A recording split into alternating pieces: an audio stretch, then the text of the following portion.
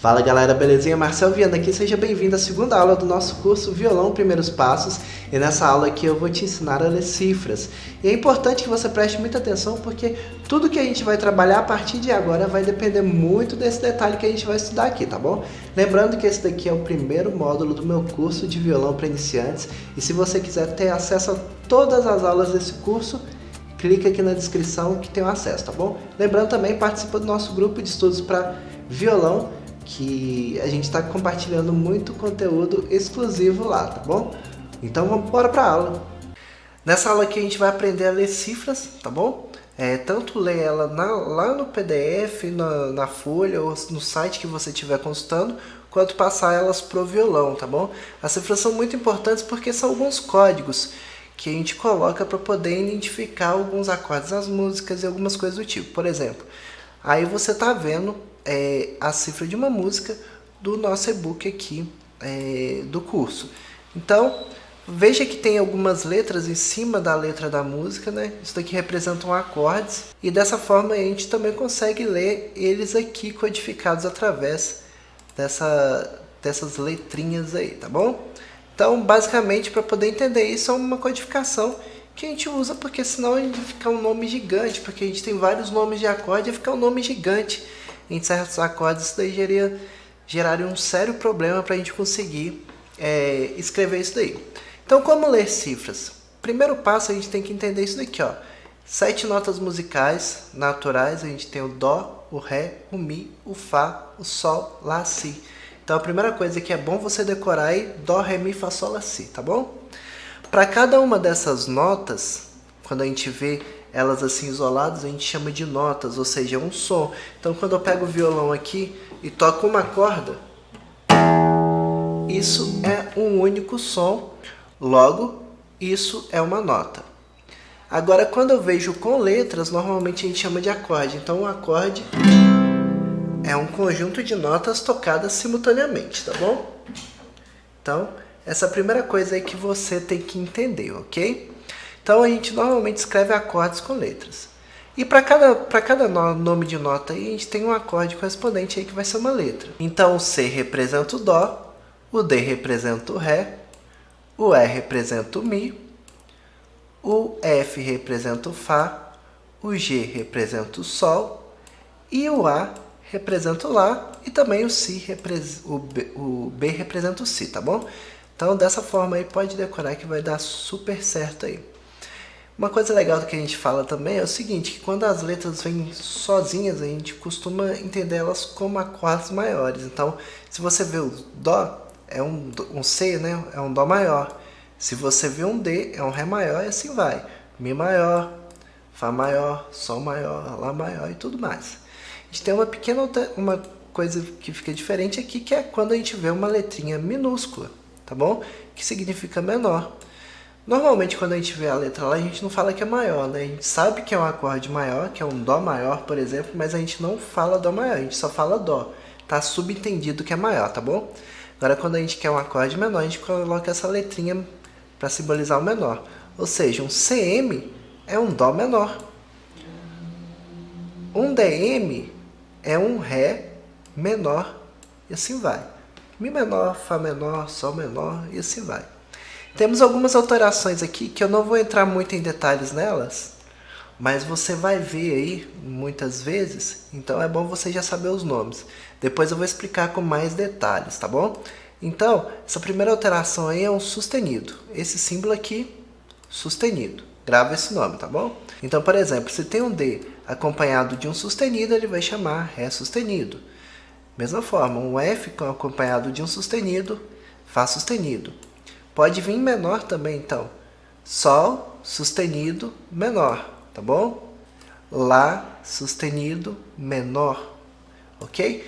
Então, mais uma codificação aí. Pode vir esse daqui também, que é o famoso bemol.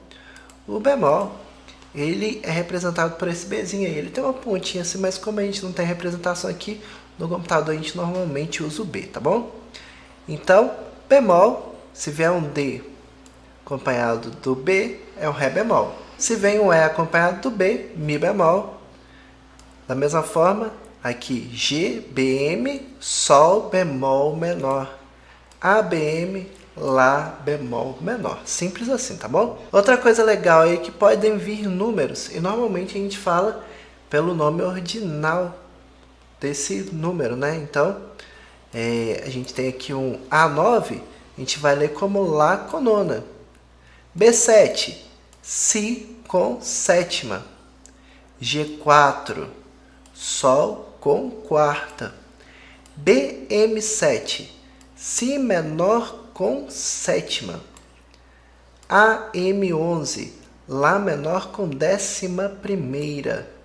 Pode vir dois números também, com A7, abre parênteses, 9, fecha parênteses. Isso daqui é um Lá com sétima e nona, tá bom?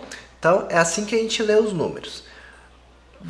Eu vou disponibilizar, vai estar aqui na descrição aqui, esse PDF aqui para você também treinar e às vezes colocar num lugar que você veja sempre para poder decorar isso daí. Agora vamos falar aqui sobre as mãos, né? Mão esquerda, mão direita.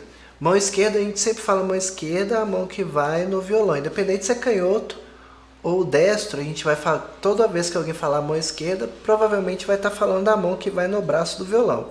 Mão direita, a mão que toca as cordas, tá bom?